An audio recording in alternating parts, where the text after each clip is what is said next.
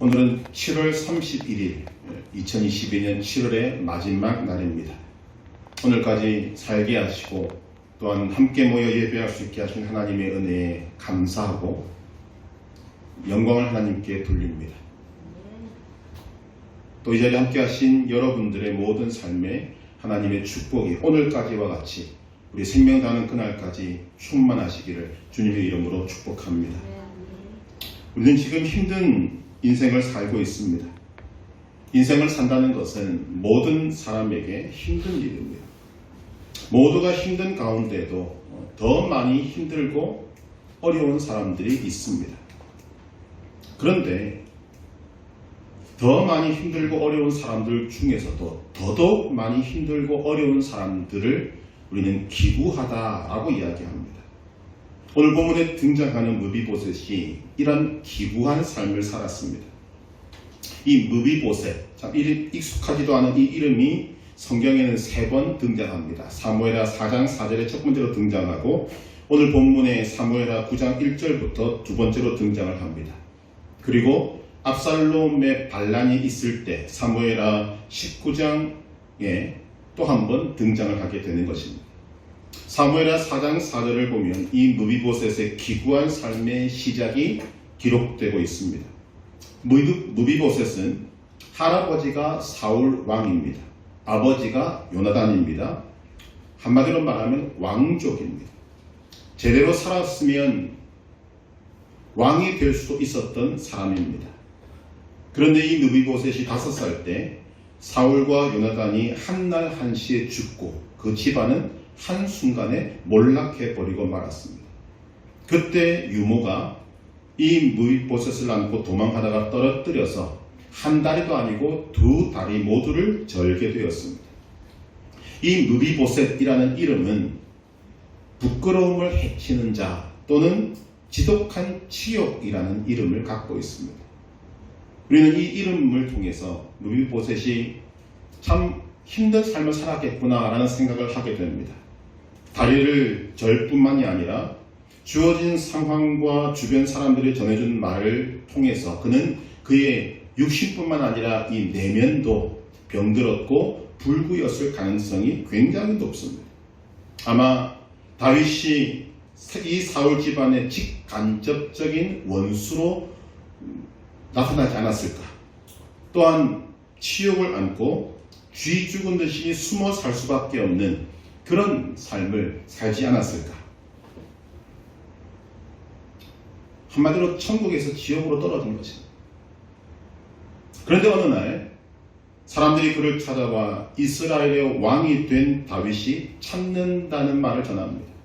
여러분, 이때 이 무비보셋의 마음은 어땠을 것입니까?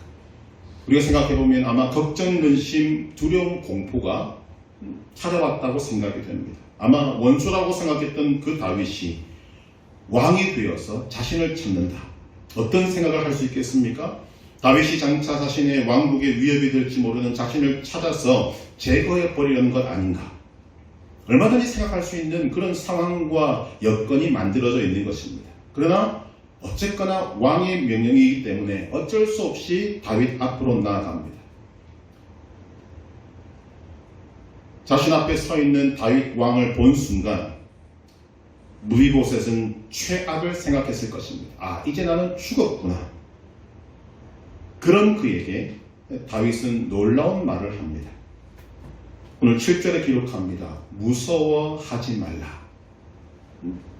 듣도 보도 못한 최악을 생각했던 그에게 최선의 말이 주어졌습니다. 따뜻한 위로의 말이 그에게 주어졌습니다. 우리는 오늘 이 다윗의 말과 행동에 주목하고자 합니다. 오늘까지 다윗은 수많은 전쟁을 치렀습니다. 그리고 어렵게 이스라엘의 왕이 되었고 이제 예루살렘을 수도로 정했고 하나님을 왕으로 모신 수행자인 자신의 위치를 나타내기 위해서 하나님의 궤, 법궤도 예루살렘으로 가져왔습니다. 즉 왕권을 다지는 일을 지속했습니다. 그리고 어느 정도 안정이 되자 본격적으로 왕의 일을 시작하고자 한 것입니다. 다윗이 왕의 일로서 행한 일 중 가장 먼저 행한 일이 무엇인가? 그것은 사랑을 행하는 것이었습니다. 이것을 우리가 주목해야 한다는 것입니다. 오늘 이 다윗의 말과 행동을 통해서 하나님 우리에게 말씀하시는 것 몇 가지를 살펴보고자 합니다. 첫째, 정의와 공의는 우리를 향한 하나님의 목적입니다.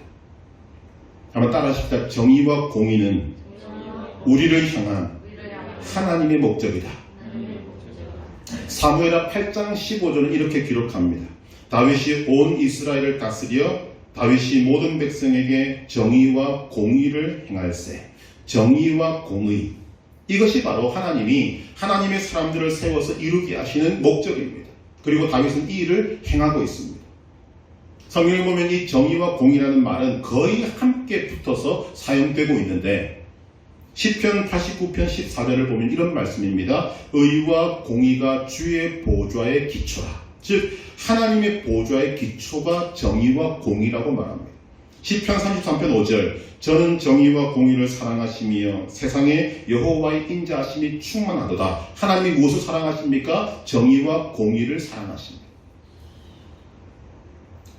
구약의 예레미야 선지자는 예수님을 예언할 때 예수님이 이 땅에 오셔서 하실 일이 무엇인가? 그것은 바로 공평과 정의를 행하는 일이라고 예언했습니다. 예레미야 23장 5절에 나 여호와가 말하노라 보라 때가 이르리니 내가 다윗에게 한 의로운 가지를 일으킬 것이라. 그가 왕이 되어 지혜롭게 행사하며 세상에서 공평과 정의를 행할 것이며. 이를 통해 알 수 있는 것은 하나님의 통치 원리가 정의와 공의라는 것입니다. 하나님께서 이스라엘을 택하시고 이스라엘에게 기대하셨던 것이 무엇인가? 이스라엘이 바로 이 하나님의 통치 원리인 정의와 공의를 나타내는 것이었습니다. 그런데 이스라엘은 실패했습니다. 그 원인 중 하나가 정의와 공의를 제대로 나타내지 못했기 때문입니다. 하나님은 예수님이 이 땅에 보내셔서 행하실 일도 바로 정의와 공의라고 말씀하십니다. 오늘 우리는 예수님을 따르는 자들입니다. 그렇다면 오늘 우리의 삶의 목적 또한 정의와 공의여야 한다는 것입니다. 다윗이 온 이스라엘을 다스려 다윗이 모든 백성에게 정의와 공의를 행할세. 우리는 이 사무엘하 8장 15절 앞에 기록되지 않은 빈칸을 채워넣을 수 있어야 합니다. 그 앞에 어떤 말이 있겠습니까? 사울 왕은 정의와 공의를 행하지 않았다는 말이 있었을 것입니다.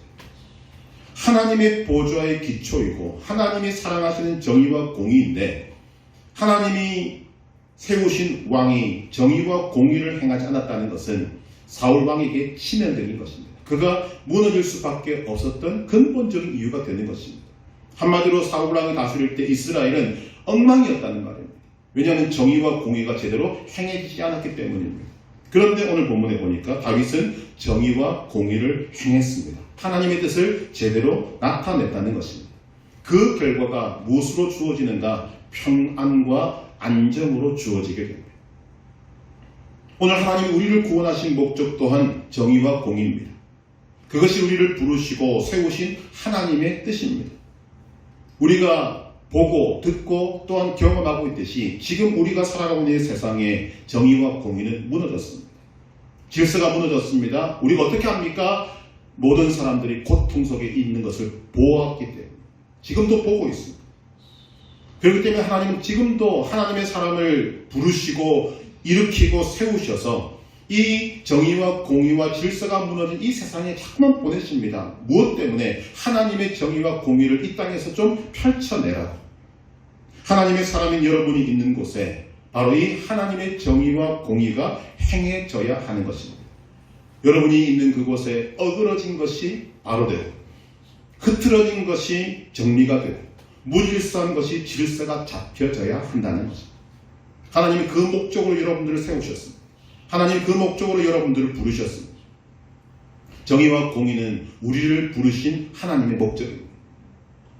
두 번째, 오늘 이 다윗의 행동이 우리에게 주는 것이 무엇인가 하면 정의와 공의는 사랑으로 나타나야 한다는 거죠. 다윗과 요나단은 서로 사랑했고 사랑의 언약을 맺었습니다. 또한 다윗과 요나단이 마지막으로 만났을 때 그들은 그들의 사랑과 언약을 자손들에게까지 이어지게 하자고 언약을 맺었습니다. 사무엘상 20장 42절에 보면 요나단이 다윗에게 이르되 평안히 가라. 우리 두 사람이 여호와의 이름으로 맹세하여 이르기를 여호와께서 영원히 나와 너 사이에 계시고 내 자손과 네 자손 사이에 계시리라 하였느니라 하니 다윗은 일어나 떠나고 요나단은 성읍으로 들어가니라. 오늘 여러분 당사자인 무비보셋은 이 다윗과 요나단의 이 사랑과 언약의 관계를 몰랐습니다. 그러나 그는 지금 다윗이 언약을 맺었던 사랑의 대상으로 다윗 앞에 서 있게 된 것입니다. 여기서 다윗은 사랑하는 자, 무비보셋은 사랑받는 자로 등장합니다. 무엇을 볼 수 있습니까? 다윗은 정의와 공의의 틀을 이미 갖추었다는 것입니다. 그러나 이 정의와 공의를 완전하게 만드는데 꼭 필요한 요소가 무엇인가? 바로 사랑이라는 것입니다. 다윗은 지금 바로 그 사랑을 행하고 있습니다. 이 사랑이라는 말을 구약은 헤세드라는 말로 쓰고 있습니다. 단순히 사랑이라고 말하기보다는 훨씬 더 넓은 의미를 가집니다. 그래서 이 헤세드라는 것을 제대로 표현하기 위해서 형용사를 갖다 붙입니다. 변함없는 사랑, 충성된 사랑, 끝없는 사랑, 조건 없는 사랑 등등. 그래서 이 헤세드는 주로 하나님의 사랑을 표현할 때 쓰는 단어가 되는 것입니다. 궁극적으로 이 헤세드는 무엇을 말하는가? 환경이나 감정이나 조건 등의 변화에 구애받지 않는 사랑. 그냥 일관된 사랑. 한번 사랑했으면 끝까지 사랑하는 사랑. 지금 다윗은 이러한 사랑으로 무비보셋을 사랑하고 있는 것입니다. 우리는 다윗이 무비보셋 앞에 제일 먼저 했던 말, 무서워하지 말라라는 이 말을 통해서 사랑의 본질을 알 수 있게 됩니다. 무서워하지 말라. 두려워하지 말라. 여러분, 우리는 이 성경에서 이 말을 자주 접합니다. 하나님이 이 말을 자주 쓰시는 이유가 있습니다. 왜냐하면 우리의 삶에는 무섭고 두렵고 힘든 일이 너무나 많기 때문입니다. 우리가 처해 있는 환경이나 우리가 만나는 사람들을 통해서 우리는 힘들고 어렵고 무섭고 두려운 일들을 많이 경험하게 됩니다. 그렇기 때문에 우리에게는 늘 이렇게 우리를 안심시켜주고 용기를 주는 이런 말이 필요한 것입니다. 하나님의 말씀을 전하는 천사들도 사람들에게 말하기 전에 먼저 말합니다. 무서워하지 말라, 두려워하지 말라. 하나님이신 예수님도 예수님 앞에 두려워 떠는 자들에게 말씀하십니다. 무서워하지 말라, 두려워하지 말라. 바로 본문에서 다윗이 그 말을 하고 있는 것입니다. 무서워하지 말라. 여러분, 지금 다윗 왕 앞에 서 있는 이 무비보셋에게는 다윗을 무서워할 이유가 충분히 있었습니다. 그러나 다윗의 입에서 무서워하지 말라는 말을 나오고 그것을 듣는 순간 그 속에 있던 두려움이 사라졌을 것입니다. 두려움이 사라졌을 뿐만 아니라 다윗의 다음 말과 행동은 이 무비보셋으로 하여금 감사와 기쁨이 차고 넘치게 하는 일이 되었습니다. 지금 다윗은 정의와 공의를 사랑으로 나타내는데 이 사랑은 말뿐인 사랑이 아니었습니다. 다윗은 어떻게 했습니까? 무비보셋에게 사울의 모든 밭을 돌려주었습니다. 또한 전에 사울의 종이었던 시바로 하여금 이 무비보셋에게 준 모든 것을 돌보게 했습니다. 무엇보다 중요한 것은 다윗은 이 무비보셋을 자신의 가족의 한 사람으로 받아들였습니다. 매일 왕의 식탁에 함께 앉는 것으로 사랑이라는 말의 풍성한 내용을 채워 넣은 것입니다. 이 다윗의 사랑을 받은 무비보셋은 감격이 차고 넘쳐서 외칩니다. 8절에 이 종이 무엇이기에 왕께서 죽은 개 같은 나를 돌아보시나이까. 여러분, 우리 이 말 들으면 짠합니다. 이 사람이 어떤 삶을 살았는가? 정말 죽은 개같이 살았다.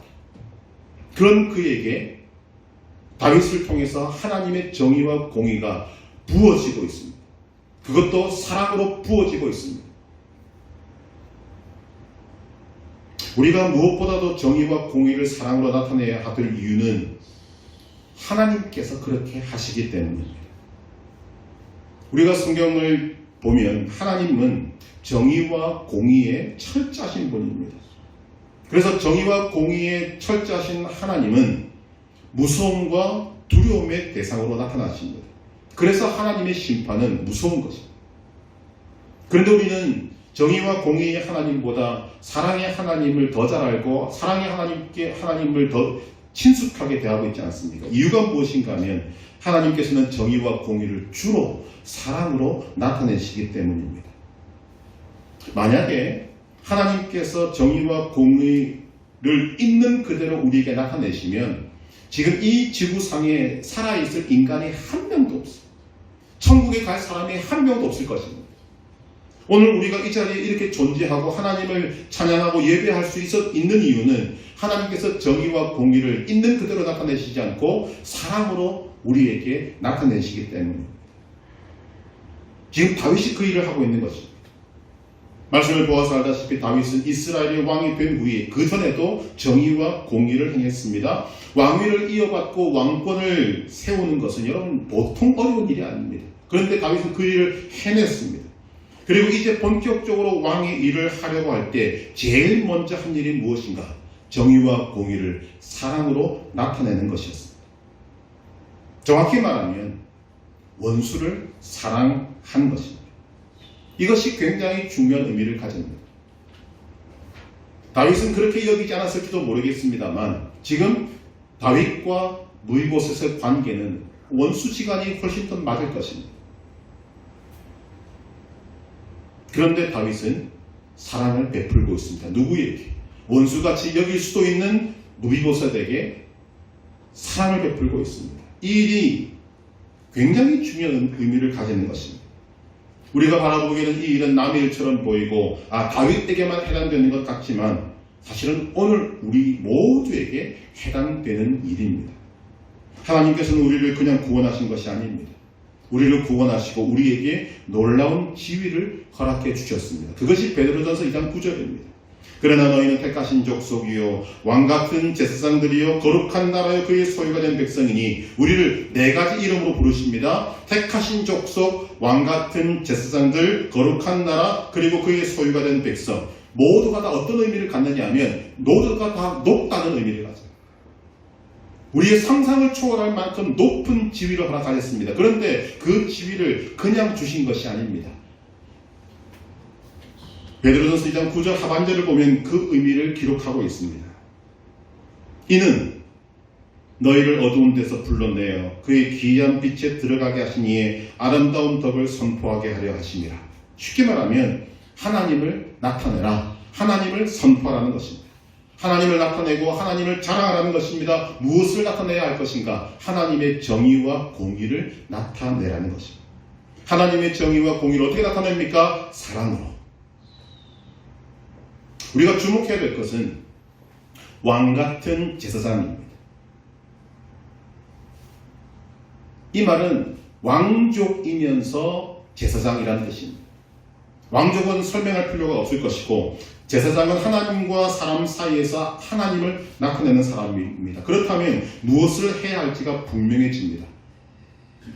우리는 정의와 공의를 나타내야 합니다. 다윗과 같이 정의와 공의를 사랑으로 나타내야 합니다. 다윗과 같이 원수를 사랑하는 자가 되어야 합니다.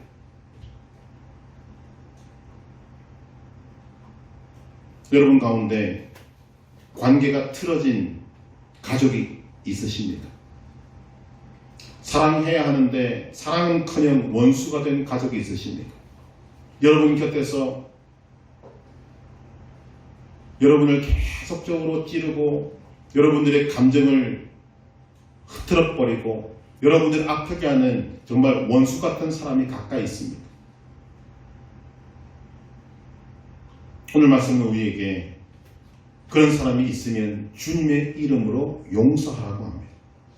사랑까지 가면 참 좋겠지만 그것이 어려우면 일단 용서부터 하라는 것입니다. 로마서 12장 18절은 말합니다. 할 수 있거든 너희로서는 모든 사람과 더불어 화목하라. 무엇으로 합니까? 정의와 공의를 사랑으로 나타낼 때만 가능합니다. 왜 그렇게 해야 합니까? 여기 이유가 있습니다. 첫째, 말씀드린 바와 같이 정의와 공의를 사랑으로 행하는 것이 우리를 불러 구원하신 하나님의 목적이기 때문입니다. 둘째, 정의와 공의를 사랑으로 행하는 것이 왕같은 제사장으로 우리들을 높여주신 하나님의 부르신 목적이기 때문입니다. 여러분, 지금 다윗이 왕의 일을 본격적으로 시작할 때 제일 먼저 한 일이 무엇이냐? 하나님의 정의와 공의를 사랑으로 나타내는 일입니다. 하나님은 우리를 다윗과 같이 왕같은 제사장으로 불러주셨습니다. 그렇다면 우리가 그렇게 높은 위치를 가지고 해야 할 일이 무엇인가? 다윗과 같이 정의와 공의를 사랑으로 나타내는 것이어야 한다는 것입니다.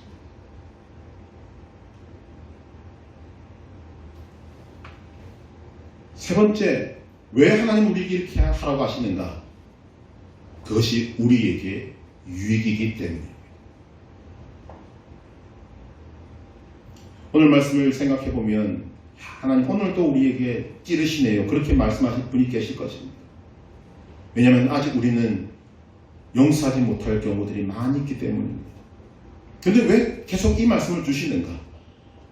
이 말씀을 행하는 것이 우리에게 가장 큰 유익이 되기 때문입니다. 자, 다윗은 지금 왕으로서 정의와 공의를 사랑으로 나타냈습니다. 그렇다면 그렇게 행했을 때 누구에게 가장 유익하겠는가 하는 것입니다. 다윗 자신이에요. 하나님은 다윗으로 하여금 하나님의 정의와 공의를 사랑으로 나타내는 목적으로 왕으로 세우셨습니다. 지금 다윗은 그 일을 하고 있습니다. 결국 그 일을 행할 때 다윗은 자신이 가장 큰 복을 받는 것입니다. 다음으로 그 대상이 무비보셋입니다. 그 다음으로는 다윗이 다스리는 나라가 복을 받습니다. 여러분, 굉장히 중요한 문제 아니겠습니까? 정의와 공의를 사랑으로 행하는 사람에게 하나님 주시는 선물이 무엇인가? 응답이 무엇인가? 평안을 주시고 안정을 주십니다. 그래서 정의와 공의를 사랑으로 행하는 사람에게 평안과 안정과 하나님의 모든 축복이 함께하는 것입니다. 더 나아가서 정의와 공의를 사랑으로 행하는 사람으로부터 그 사랑을 받은 사람에게 동일한 평안과 안정 그리고 감사와 기쁨이 주어지게 되는 것입니다. 그 결과가 무엇으로 이루어지는가? 나라에는 태평성대라는 말이 이루어지게 됩니다. 여러분, 하나님이 다스렸던 다윗 시대에 이스라엘이 어떤 지경이었는지를 성경이 말하는 바를 우리는 보아야 합니다. 다윗이 가는 곳곳마다 이겼더라. 다윗이 다스릴 때 이스라엘은 그 조그만 나라가 주변 강대국들을 두려워 떨게 만들었습니다. 이유가 무엇입니까? 다윗이 하나님의 정의와 공의를 나타냈기 때문입니다. 정의와 공의를 사랑으로 나타냈기 때문입니다. 오늘 우리가 많은 일들, 지금 여러분이 가정을 사랑하지 않습니까? 여러분이 하는 일도 사랑할 것입니다. 그 일이 잘 되고 가정이 잘 되고 가정이 평안하기 위해서 우리가 가장 심혈을 기울여야 될 것이 무엇인가? 우리의 삶에 여러분 심령 속에 바로 이 정의와 공의를 사랑으로 행하는 일이 나타나야 한다는 것입니다. 그 결과를 하나님이 책임져 주시기 때문입니다. 하나님께서는 정의와 공의를 사랑으로 행하는 사람에게 세상에 알 수도 없고 줄 수도 없는 평안을 줄 수 있을 것이고 여러분들에게 놀라운 안정으로 놀라운 축복으로 함께 하실 줄로 믿습니다. 그래서 하라는 것입니다.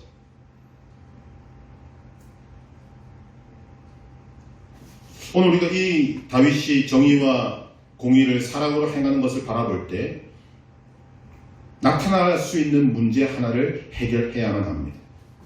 그렇다면 하나님의 뜻인 이 정의와 사랑, 공의를 사랑으로 나타낼 이 모든 사랑을 받은 사람이 과연 변할 것인가? 만약 우리가 사랑을 부었는데 사랑을 받은 사람이 변하지 않을 때 우리는 어떻게 할 것인가? 오늘 사랑을 받는 자인 무비보셋은 다윗의 사랑을 받았습니다. 이것은 이 사람에게 아주 중요한 것입니다. 무비보셋은 한평생 한을 품고 살 수도 있었던 사람입니다. 한평생 이를 갈며 피해의식 속에 갇혀서 살 수도 있었던 사람입니다. 그는 사랑받을 꿈도 꾸지 못했을 수도 있었습니다. 그런데 분에 넘치는 사랑을 받은 것입니다. 그렇다면 이 사랑을 받은 무비보셋은 변했는가?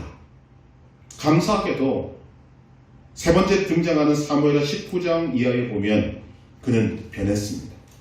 다윗의 사랑을 가슴에 품고 살았습니다.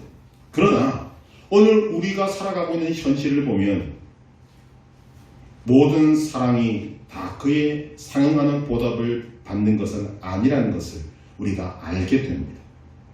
사랑을 베풀다가 우리는 이용당할 수도 있고 사랑을 베풀다가 배신당할 수도 있습니다. 대표적인 사람이 누군가? 예수님입니다. 예수님이 이 땅에 오셔서 하신 일이 사랑을 베푸는 것밖에 안 하셨습니다. 그것이 하나님의 목적이었고 사랑이 넘치는 분이었기 때문에 예수님은 정의와 공의를 사랑으로 나타내셨습니다. 그런 예수님에게 돌아온 것이 무엇입니까? 배신이었지 않습니까? 우리가 기억해야 할 것은 우리가 베푼 사랑에 대한 보답이 있든 없든 우리는 사랑을 베풀어야 한다는 것입니다. 그것이 정의와 공의를 사랑으로 행하는 사람의 자세이기 때문입니다. 그런데 이것 또한 여러분 하나님은 친절하게 다윗을 통해서 우리에게 보여주시고 있습니다. 다윗이 압살롬의 반역 사건 속에 일어난 일에 대한 다윗의 반응을 한번 볼 필요가 있습니다. 다윗의 아들 압살롬이 반역을 일으켰을 때 다윗은 압살롬을 피해서 예루살렘을 탈출했습니다. 그때 시바라는 종이 함께 합류합니다. 다윗이 궁금해서 묻습니다. 너의 상전 즉 무비보셋은 어디 있느냐? 그때 시바는 이런 답을 합니다. 그는 당신을 배신했습니다.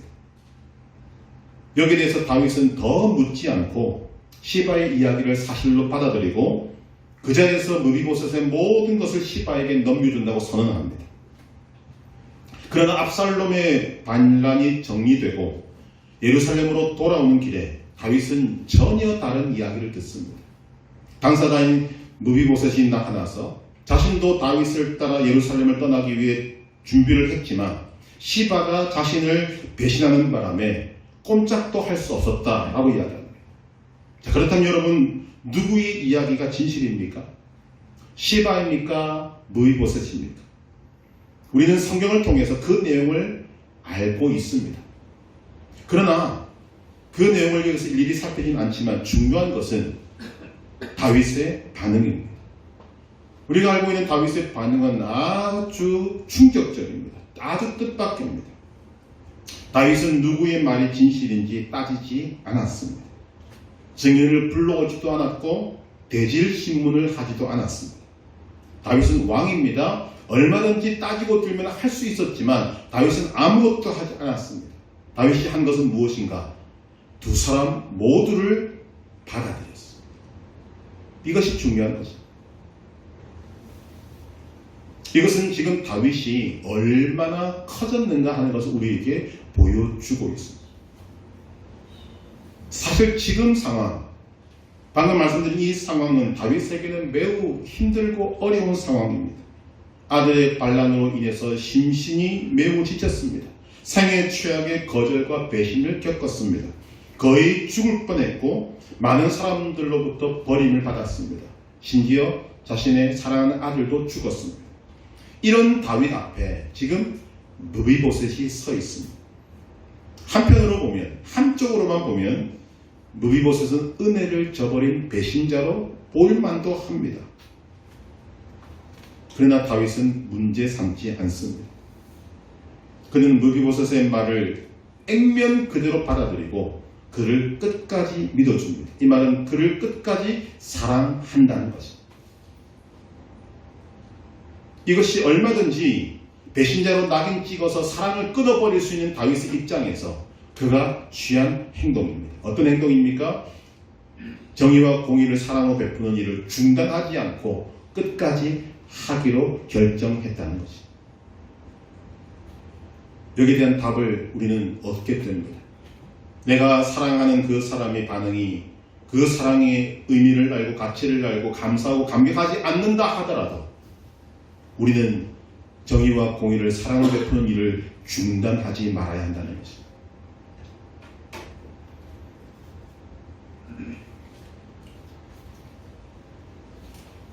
우리는 오늘 말씀에서 이 무비보셋을 대하는 다윗의 행동을 보게 됩니다.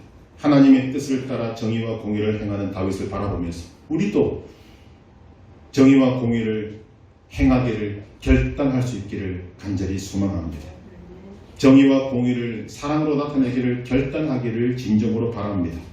그리고 그 결단 다음에 상황이 바뀌고 여건이 바뀌고 조건이 바뀌어도 그 결단했던 그 사랑을 한결같이 지켜나가는 믿음의 사람들이 되기를 바랍니다. 여러분, 이것이 우리의 삶에 일으킬 수 있는 믿음의 기적입니다. 우리가 이러한 정의와 공의를 사랑으로 나타내기 위해서는 먼저 나 자신이 하나님의 은혜와 사랑을 진심으로 받아들이는 것이 필요합니다. 하나님의 사랑을 마음을 활짝 열고 받아들여야 합니다. 하나님의 사랑의 깊이를 우리는 알 수 있어야 합니다. 다음으로 하나님께서 나를 정말 지금 무비보셋의 고백처럼 죽은 개 같은 나, 이런 존재인 나를 하나님이 왕 같은 제사장으로 삼아주셨다. 여기에 대한 확신이 있어져야 할 것입니다. 정의와 공의를 사랑으로 나타내기 위해서는 여러분 큰 용기가 필요합니다. 원수를 용서하고 원수를 사랑하기 위해서는 큰 용기가 필요합니다. 그 용기를 구하시고 행하시기를 간절히 바랍니다. 그 사랑을 받는 사람의 반응에 관계없이 여러분 정의와 공의를 사랑으로 나타내시기를 바랍니다. 여러분, 그때 여러분은 기적을 만드는 사람이 되는 것입니다. 우리가 그 일을 행할 때 죽었던 사람을 살리는 강력한 복음의 능력이 여러분들의 삶에 한 번 더 나타나게 되는 것입니다. 또한 우리 모두가 바라보고 소망해야 될 하나님의 나라가 바로 그 일을 통해서 여러분 앞에 분명하게 나타나게 되는 것입니다. 여러분을 통해 정의와 공의가 행해지고 그것이 사랑으로 나타나는 놀라운 기적이 일어나기를 주님의 이름으로 축복합니다.